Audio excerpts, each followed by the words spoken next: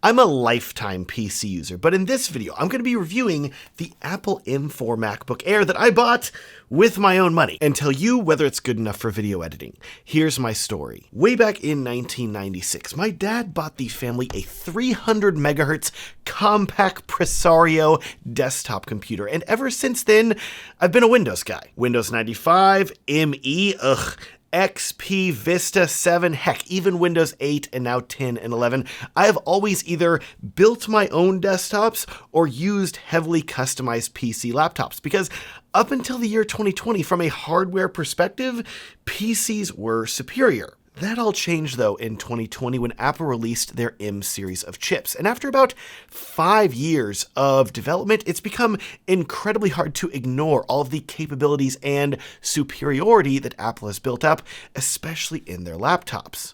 For context, I've found myself traveling more and more lately, and while I have a powerful Dell PC laptop that's only a couple years old, as a video editor, I can only expect the laptop to run 3 to 4 hours at most on battery while video editing. And whenever you consider that Windows laptops perform significantly better plugged in than they do on battery power, the ability for me to edit videos quickly on the go was really being stifled. So I decided to take the leap to Mac, to dip my toes in the water of the competition and see how it performed. I wanted something ultra lightweight that I could ideally use for some light video editing and at the very least could be used to copy my footage from my memory cards until I returned home to my more powerful Windows video editing desktop. That led me to gravitate towards the most affordable and current laptop that Apple makes, the M4 MacBook Air, with a small upgrade to the 10-core GPU and a storage bump of 512 gigabytes instead of the base 256. Side note, by the way, this laptop that I chose is really the best bang for your buck option. If you're interested in buying a MacBook Air, I'm happy to tell you that I have a buyer's guide that I've put together that will show you the best MacBook Air to buy. I will leave that video up in the corner and down in the video description.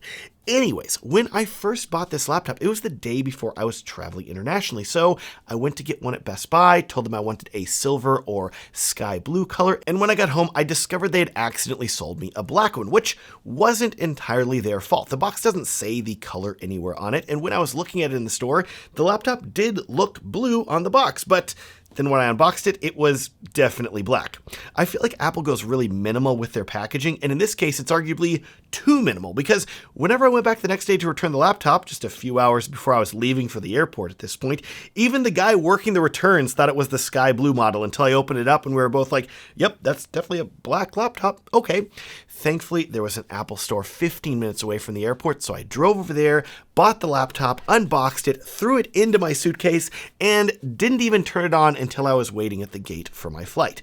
But the reason that I'm telling you this quick story about my buying experience is that one of the major strengths of Apple laptops versus much of their competition is the near ubiquitous presence of an Apple store in almost every major city, and it's hard to overstate how helpful this is. If something breaks or if you need an accessory, it's extremely easy to replace something because Apple computer accessories and replacements are really easy to locate and buy. So many stores have them. For context, back in early 2020, I was yet again about to leave for a flight. I don't know why these things always happen whenever I'm about to get on a plane, but in this case, I was about to get on a 19-hour flight to Australia where I would be there for 2 weeks, and literally 4 hours before my flight left, I discovered that I'd forgotten my charging cord for my Dell XPS laptop at home, and that was an 8-hour round trip away, meaning that I was in trouble because this laptop would not charge over USB-C. It required an older barrel-style plug of charging adapter. I had to frantically search everywhere before I finally found a micro center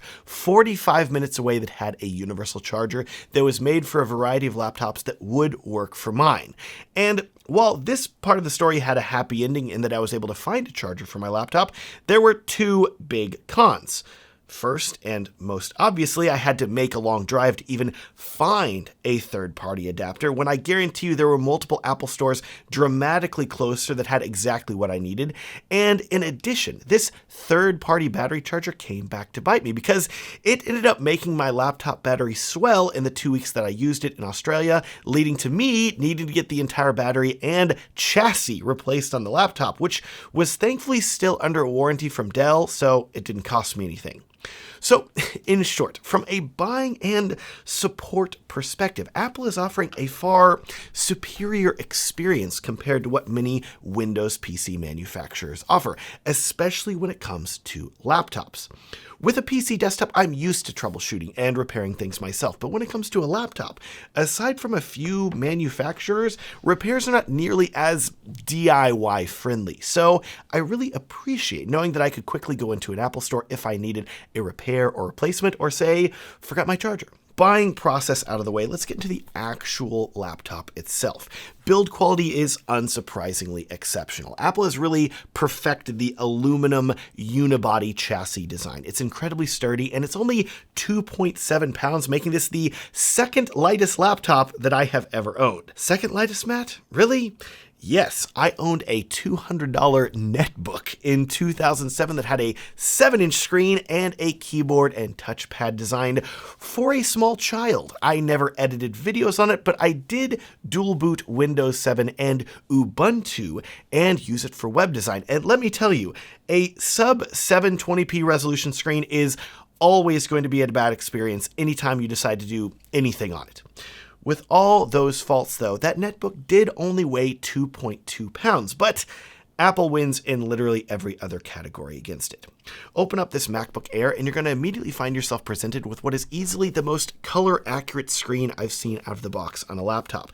And whenever I color calibrated it, I found myself looking at it like, wow, did the colors even change with the calibration? It's incredibly impressive, especially if you're planning on using it for color grading a video. Of course, I still do always recommend color calibrating your screen, because just because my screen looked accurate, there's no guarantees that yours will be, because there can always be manufacturing variations.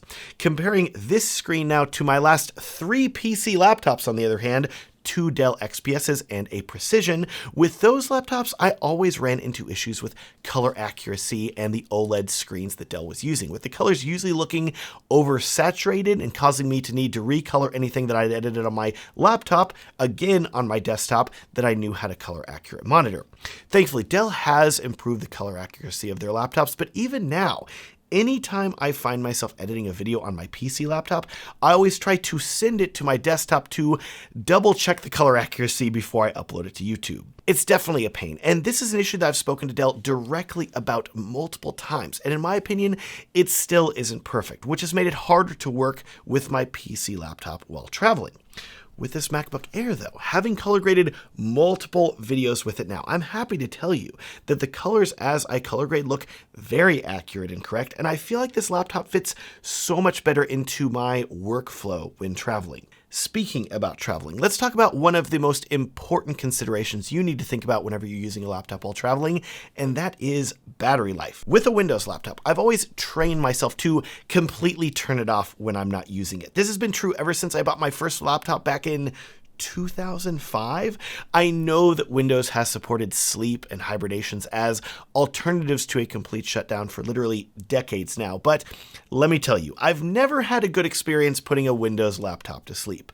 I've had my battery drain so many times while in sleep mode, and there's no worse feeling than getting to your destination, cracking open the laptop to get some work done, and realizing that your battery's dead because the computer either decided to inexplicably drain power while it was asleep, or worse, decide to randomly wake itself up from sleep, leading me to discover a very hot laptop in my backpack with the fans running and nowhere for the air to go. So like I said, I don't trust putting a Windows laptop to sleep, and with my desktop, this isn't a big deal. I shut it down whenever I go to bed, I turn it back on in the morning, and I leave it on all day. But with a laptop, being on the move, you're constantly turning it on and off, and while it's still relatively quick to turn on and off thanks to SSDs, it still takes a minute or two every time, and that really adds up. With the MacBook Air, on the other hand, and really all of Apple's laptops that have their M series of chips, I don't worry at all about putting them to sleep. I just close the lid, and I have absolute confidence that the laptop is going to go to sleep with minimal battery drain, and when I open it, it's going to instantly be awake and ready for me to work. This laptop feels way more like my phone in that respect, where it instantly turns off and on, and I only need to restart it once every week or so if I feel like it. This is such a massive shift from my literal decades of PC use, so I'm having to really unlearn how I've done things for so long. I'll still find myself going to the shutdown menu of the Mac, and I'm like, wait, I don't need to do that. Just close the screen. It's fine. Then, remember we're talking about battery life here. Once I would get my Dell laptop started up, even though it was rated for 8 to 10 hours of battery life, because I was pushing it so hard editing videos, I could really only expect 3 to 4 hours of use before the battery would die.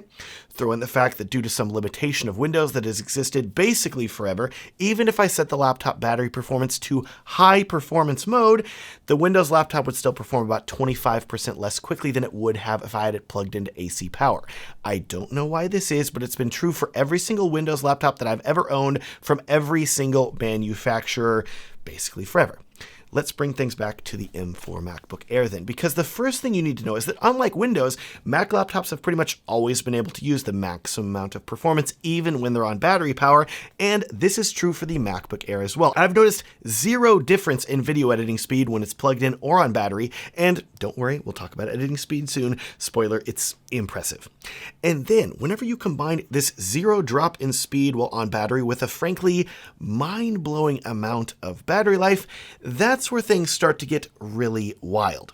Here's the deal. Ever since the original M1 MacBook Air was released back in 2020, Apple has been touting an extremely long battery life for their laptops of 15 to 18 hours of real-world use. But that's for web browsing or video playback, not 4K video editing. So in my mind, I always thought that this battery life would be dramatically less for harder work like editing a video. If Apple's claiming 18 hours, maybe it would only be 6 or 7, but hey, that would still be double that of my Dell laptop, but nowhere near what Apple was claiming. Cue my complete shock and surprise then, whenever I started editing on this laptop for hours, on an airplane flying over the Atlantic Ocean at 36,000 feet, and whenever I thought to look at the battery percentage, I was so confused because it said 89%. Yes, really. I was working nonstop, and it had dropped all of 11% after multiple hours. What sort of witchcraft has Apple done here? To those of you that are still editing on a PC laptop, you may not believe me. While those of you that are already using an M-series MacBook are like, Matt, welcome, we've had this for years. Well, it's mind-blowing to me, okay?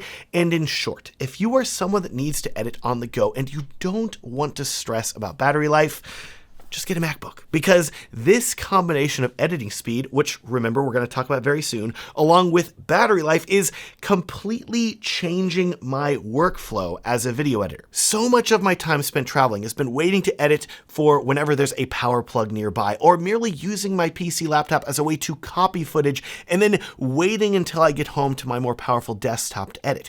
And even then, whenever I would rarely finish a video on my PC laptop, I was always nervous that the colors would not be as good as I wanted them to because I didn't trust the colors on the laptop. Well, with this MacBook Air now, I don't need to find a power plug, and I trust that the colors are accurate. So I find myself having more time to edit than ever before, even on the road, which is exactly what I wanted. This laptop is literally making me more productive as a filmmaker. That said, it's not all sunshine and rainbows. Buying a MacBook has been a bit of a transition, let's say. And while there are a lot of things that I like about this laptop, there are also some things that have taken a while to get used to and that I honestly still like more on Windows. To start, the touchpad is great. The best that I've used on a laptop. It's so nice. Dell has been catching up in the past couple years, but the palm rejection and smoothness on the MacBook is really unbeaten. And it's been like that for forever? Basically, they're still doing it, okay? But on the other hand, right-clicking took me a whole day to figure out with the touchpad. On my Dell, you click anywhere on the right side or corner of the trackpad to right-click, but that doesn't work on Mac. No, if you want to right-click, you have to have one finger resting on the trackpad, then click with the other finger. This was surprisingly unintuitive to figure out, and I struggled for literal hours. But once I did figure it out, it felt really natural, and now I like it more than right-clicking on a PC trackpad. I do almost wish that Apple had some sort of tutorial that they would make for whenever you first turn on the laptop. Let this little tips app pop up and be like, hey, are you switching from Windows? A little Clippy or something like that? That could be fun. They'll never do it. But I would appreciate something like that where it says, hey, here's how to right-click, etc. if you're coming from Windows. Then let's talk about the keyboard. It feels clicky and very comfortable. I'm glad they're not using butterfly keys anymore. I read about those and I'm like, hey, we avoided that. Okay, great. We got the good stuff now. As a con, though, I don't like the process of cutting and pasting on Mac OS. On all my Windows computers, whenever I want to cut and paste a file, which I do to a lot of video files, I'm always moving them around from one hard drive or memory card to the other. All I have to do is select the files I want to cut, press Ctrl X to cut them, go to the folder I want to paste to, press Ctrl V to paste. Mac OS doesn't work this way. You can copy files by pressing Command C, then Command V all day, but if you want to cut them, Command X doesn't work. You instead need to press Command C to copy, then Command Option and X to paste. It's an extra button press, and I don't like it. I don't think it's needed at all. Just give it to me the way it works on Windows, okay? In addition, wow, is the backspace key to delete text slow. If you have a big block of text you want to delete on Windows, it will go through it pretty quickly. But on Mac, it's almost like it stops at every single letter for a brief moment, and it's really annoying. I'm like, dang it, I should have typed better. Why do I need a backspace all this? It's easier just to like select the text at that point. I don't like it. Why is it so slow? Come on, y'all. If you've used a Mac all your life, you'll probably have no clue what I'm complaining about here. But coming from Windows, this is something that's really noticeable, and I think it could be improved. Lastly, for the keyboard, I really do like the combo power button and fingerprint reader to log in and confirm settings changes. That works great. But again, it's extremely weird to me that Apple literally has an identical looking notch on their laptops as on their phones, and they haven't put Face ID in their laptops yet. What's up with that? Windows has had face unlocking and login for many years now, and it's super convenient on my Dell laptops. I just turn it on, look at it, and I'm logged in. It's great. I know that Apple can do it. They do it on the phones and iPads. Why haven't they done it on the laptops yet? I don't know. Anyways, we've got one more pro and one more con to talk about before we talk about what I'm sure you're waiting for, video editing performance. The pro is that I love the integration of this laptop with my iPhone. iMessage is great for sending text and files. AirDrop works great for copying reels that I've edited for social media to my phone. And I was really impressed when I put my AirPods in and the laptop automatically connected to them, even though I had never paired them to it before. Stellar work, Apple dev team. But then comes the con. I don't really like how hidden the hard drive and file system is by default. I remember back in the day on Macs, there was a hard drive icon on the desktop that would give you access to the computer's file system and applications, etc. But on this version of macOS, it ain't there.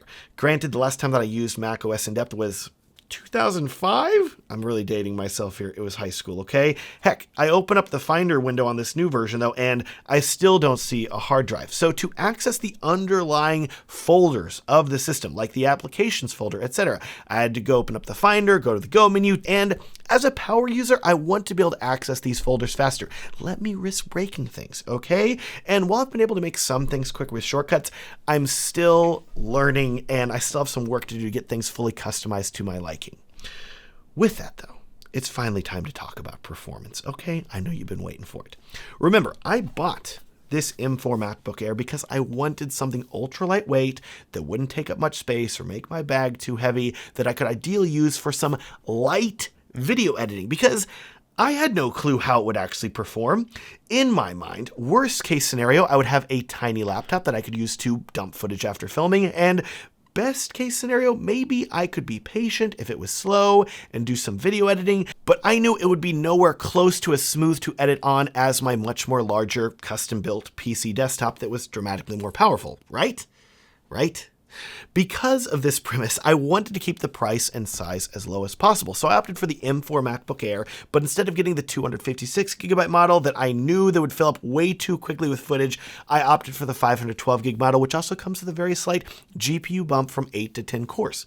Nice little bonus there. As a plus two, with their M4 models, Apple increased the base RAM from 8GB to 16GB, which is really the minimum in my opinion for 4K video editing, so I didn't have to spend any extra for this amount of memory.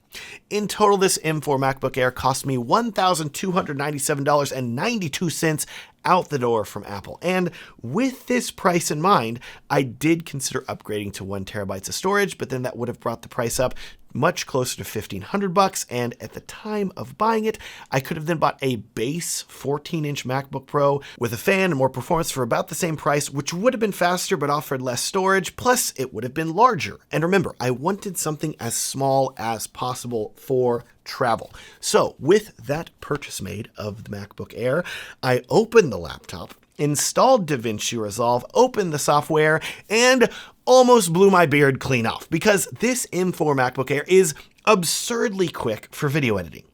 Hold on. I don't think you're getting it yet. Remember, I don't think I've used enough words to explain this. Remember, my premise for buying this laptop was to have something I could use to copy footage just to store until I got back home to my fast desktop to edit video from, or maybe I could do some light video editing with it, which means waiting for things to load, knowing the footage may be laggy when playing back, needing to create proxies overnight to even have a decent experience. You know, all of the things that you would expect whenever you buy a relatively cheap PC laptop for a little over $1,000 and you don't spend $2,000 to $3,000 on a much beefier option that sounds like a jet plane taking off whenever you edit. So trust me, listen to me, believe me. When I say that I opened up DaVinci Resolve, imported 4K footage that I filmed in 10-bit H.265, highly compressed, 24 FPS, 60 FPS, 120 FPS, and it had no lag. Zero. Timeline scrubbed around like butter, cutting literally as fast as my $5,000 custom-built Windows desktop without being plugged in on battery power at 36,000 feet. A flawless editing experience. I was gobsmacked, bamboozled, brain scrambled like your eggs for breakfast, gray hairs appearing in my beard because of the shock. What magic has Apple wrought? Yes, it's that good. To be clear, is it perfect? No, After Effects froze up on me a few times, but maybe that's just Adobe. Plus, I was also editing a raw time lapse of 300 photos all at the same time, so a crash or two is understandable. But still, it was a night and day difference coming from a much higher end, dramatically more expensive PC laptop. And this is the base model that Apple makes. I'm actually tempted to say that if you are just editing 4K footage in H.264 or H.265, you don't need to waste your money on a MacBook Pro with an M4 Pro or Max chip. This is fine. The MacBook Air is great. This will do the job incredibly well. Save your money. Use it to buy tacos.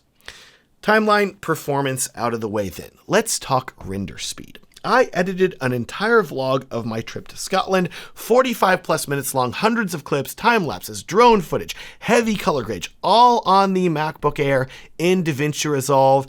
And while it cut through it on the timeline butter, this little laptop did take a little while to render that video. It took 40 minutes on battery power, which, let's be honest, is not crazy fast, but is that really surprising? It doesn't have a fan in it. There's no real vent anywhere.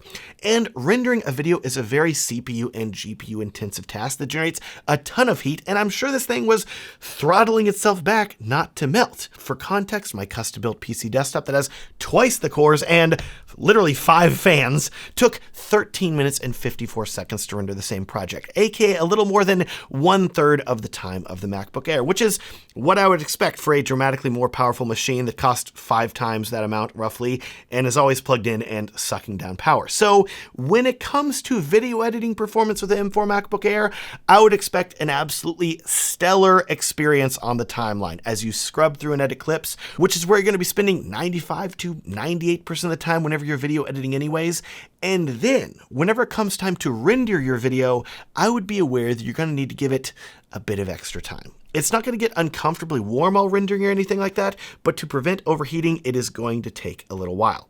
I'm sure the higher end M4 MacBook Pros are faster due to having a fan or more media encoders and decoders, but give it some time and the MacBook Air is no slouch, and I would still trust it to get even larger video edit rendering jobs done. You'll just have to take a break and get a taco while you wait.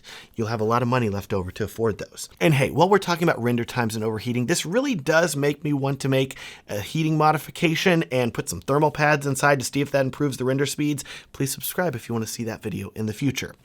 Anyways, my only regret now with this laptop is not going for 1 terabyte of storage. Yes, it would have cost $200 more, but because I'm actually editing full videos with it, I would have liked the extra space. Oh well, I'm still really happy with 512, and I think it's the sweet spot. Now, let's talk about noise. No, not noisy footage. I filmed with an A7S III. It doesn't have noise. What noise? We got to talk about fan noise. Edit any video on any PC laptop or pre-M series MacBook running an Intel chip, and I'm sure you are well acquainted with fan noise. Clicking the Premiere Pro or DaVinci Resolve icon and seeing the splash screen is enough to make basically any PC laptop fan sound like it's taking off for orbit, and my Dell laptops have been no exception. Dell has done a lot of work over the years to make their fans less high-pitched, but it doesn't matter. Once you start editing a video, you're gonna hear them spinning from across the room. Sometimes I'll be working and I hear like, and I'm like, what is that over there? Oh, my wife opened up Chrome. Okay.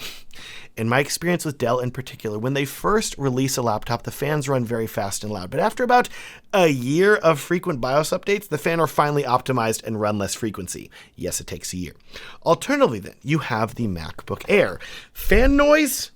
What fan noise? You gotta have a fan to have fan noise. That's what's so mind-blowing. The M4 MacBook Air is so smooth when it comes to video editing, and it doesn't make a sound while it does it. My Dell kicks in the afterburners anytime I open basically any program. But with the MacBook, it just sits there, making things look easy. To be clear, the bottom of this laptop will get a bit warm while you're editing, but nowhere near being uncomfortable. And I have read that adding that little thermal interface material to the chip and chassis laptop can make it warmer. But if it helps the cooling, I kind of want to try it out and see if the render speed is improved. Remember, I come from building computers. I like the thought of tinkering a bit with this MacBook. Considering everything that Apple has done now with this laptop, the performance, the size, the quality, and the price that you're getting all this for, I just have to say it. I don't see myself buying another PC laptop for video editing ever again.